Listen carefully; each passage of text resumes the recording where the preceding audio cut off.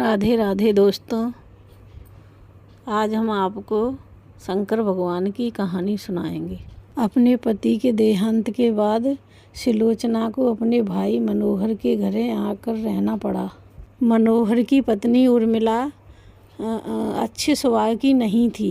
सुलोचना और उसके बेटे को बिल्कुल पसंद नहीं करती थी।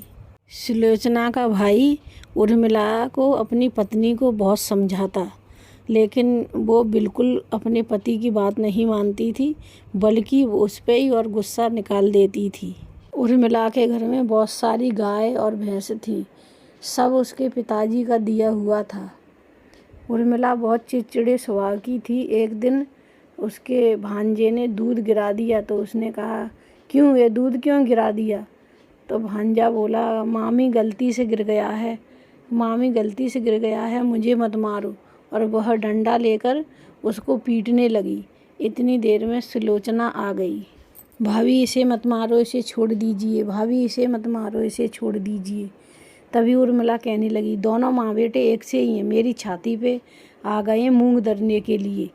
उर्मिला अपने बेटे से कहती है, चलो यहाँ क्यों खड़े हो, चलो तुम्हें दूध पिलाते हैं। और उर्मिला सुलोचना के हाथ से दूध का गिलास छीनकर अपने बेटे को दूध पिला देती है और फिर बोलती है, तुम दोनों माँ बेटे यहाँ क्यों खड़े हो, मेरे बेटे को नज़र लगाने के लिए? चलो यहाँ से भाग जाओ। और ऐसे कहकर वो अपने बेटे को अंदर ले जाती है। सुलोचना वहाँ से भाभी के ताने सुनकर चली जाती है, लेकिन शंकर भगवान की बहुत बड़ी भक्त थी। वहाँ जा जोर जोर से रोने लगती है और प्रार्थना करती है, भगवान जी मेरे ही भाग्य में ये सब देखने को क्यों मुझे मिला है। तभी उसका बेटा शांतनु आ जाता है और बोलता है, माँ आप तो कहती हैं भगवान सभी दुख दूर कर देते, फिर हमारा कष्ट क्यों नहीं दूर करते? इतने में ही उसे सुलोचना कहती है अपने बेटे से, जाओ बेटा।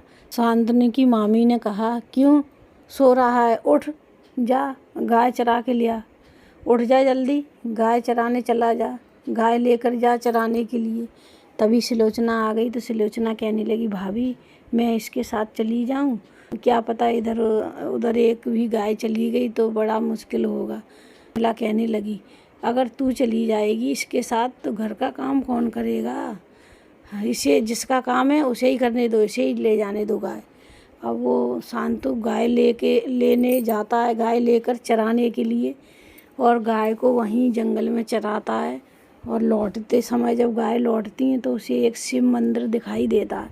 उस शिव मंदिर में सभी लोग पूजा कर रहे थे, तो वह शांतनु वहाँ देखने लगता है। जाकर शिव मंदिर के पास खड़ा होकर देखने लगता है ये क्या हो रहा है। तभी वह आदमी वहाँ मंदिर में कहता है, आज बड़ा दिन है। तब पंडित जी कहते हैं, हाँ आज सावन का सोमवार शुरू हो गया है, बहुत पावन महीना है। इस महीने में शंकर भगवान की पूजा करने से बहुत फल मिलता है। और आज वह आदमी भगवान की पूजा करने लगा।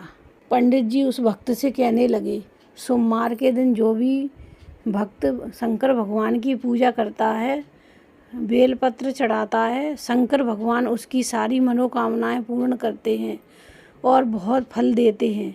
यह सब बातें उस पुजारी की और भक्त की शांतनु खड़ा होकर सुन रहा था। जब वह भक्त वहाँ से चला गया, शांतनु ने पंडित जी से पूछा, पंडित जी मैं भी भगवान की पूजा कर सकता हूँ? तब पुजारी जी ने कहा, हाँ बेटा कर सकते हो, भोलेनाथ की सभी पूजा कर सकते हैं। मैं भी कर सकता हूँ, शांतनु ने बोला। तब उन्होंने बोला, मैं भी फूल और पत्र तोड़ कर ले आता हूँ भगवान शिव पे चढ़ाने के लिए। तो शांतनु फूल और फल तोड़ने चला गया। भगवान फूल और तोड़ कर ले आया और शंकर भगवान की पूजा बड़ी श्रद्धा से भाव से करने लगा। फूल और बेलपत्र लेकर आता है और फिर उसे याद आता है कि शंकर भगवान पर तो दूध भी चढ़ाना चाहिए। अब इसी चिंता में वह खड़ा है, सोच रहा है। तभी शांतनु सोचता है, शंकर भगवान पर तो दूध भी चढ़ाना चाहिए, लेकिन मैं दूध कहाँ से ले आऊँ, क्या करूँ? तभी वहाँ से उसकी गाँव में से एक गाय काली आती है और शंकर भगवान के पास खड़ी हो जाती है और दूध छोड़ देती है, तो दूध शंकर भगवान की पिंडी पर गाय का थनों से गिरता है, तो शंकर भगवान का अभिषेक हो जाता है। यह देखकर शांतनु बहुत खुश होता है और शंकर भगवान की पूजा करने लगता है। ओम नमः शिवाय, ओम नमः शिवाय। बेलपत्र चढ़ाए, कुछ पुष्प चढ़ाए, कुछ फूल चढ़ाए और बोल रहा है ओम नमः शिवाय, ओम नमः शिवाय।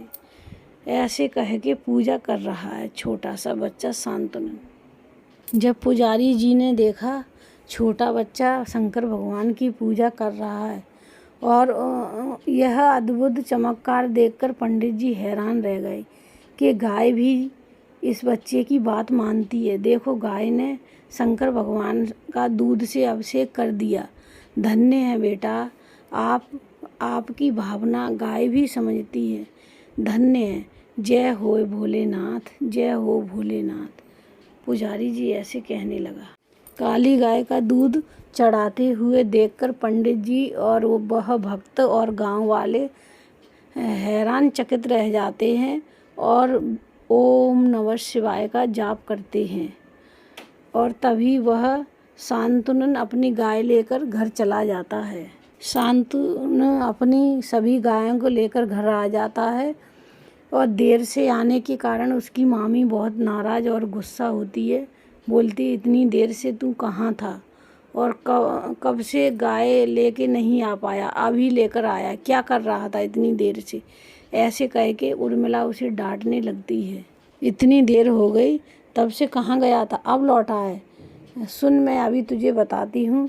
और उर्मिला डंडा लेकर आती है। तभी डंडा लेकर उर्मिला उसे ज़ोर ज़ोर से मारने लगती है, पीटने लगती है।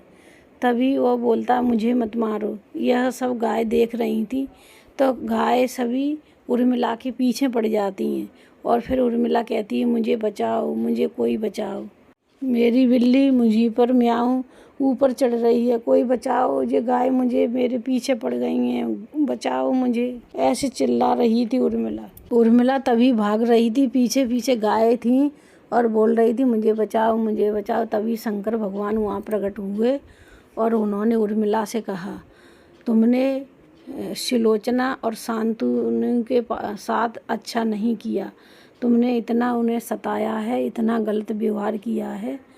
इसी का दंड, ये पशु भी नाराज़ हैं तुमसे, इसी का दंड तुम्हें मिल रहा है। उर्मिला कहती है, प्रभु मुझे माफ़ कर दो, मैं आज के बाद कुछ ऐसा नहीं करूँगी, मुझे प्रभु माफ़ कर दो।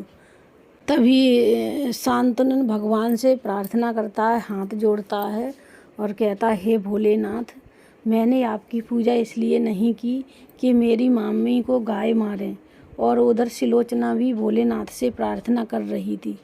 तभी भोलेनाथ प्रकट हो गए और उससे उर्मिला से कहा कि आपने शांतनु को और सुलोचना को कितना दुख दिया है, कितना सताया है, आपको ऐसा नहीं करना चाहिए। तब उर्मिला कहती है, हे प्रभु मुझे माफ़ कर दो, आज के बाद मैं ऐसा नहीं करूँगा। तब तक उसका मामा आ जाता है। मामा बोलता है, मनोहर के देखो उर्मिला, हमारा शांतनु कितना भाग्यशाली है, उसके वजह से आज हमें दर्शन साक्षात भोलेनाथ के हो गए। और फिर सब लोग मिलकर भोलेनाथ की जयकार करने लगते हैं और भोलेनाथ को सभी पैर छूते हैं, भोलेनाथ के साष्टांग दंडवत करते हैं और बहुत बहुत धन्यवाद देते हैं। सब लोग मिलके रहते हैं। भोलेनाथ वहाँ से अंतर ध्यान हो जाते हैं। उस दिन के बाद से उर्मिला ने कभी भी सुलोचना और शांतनु को नहीं सताया और मिलकर रहने लगे दोनों जने। ये है भोलेनाथ की कहानी और सुलोचना की। उस दिन से पूरा परिवार मिलजुल कर साथ में रहने लगे, एक दूसरे को प्रेम करने लगे। तो दोस्तों, आपको हमारी कहानी कैसी लगी, आप कमेंट बॉक्स में लिखकर ज़रूर भेजना। धन्यवाद। और अपने दोस्तों को ज़रूर शेयर करना।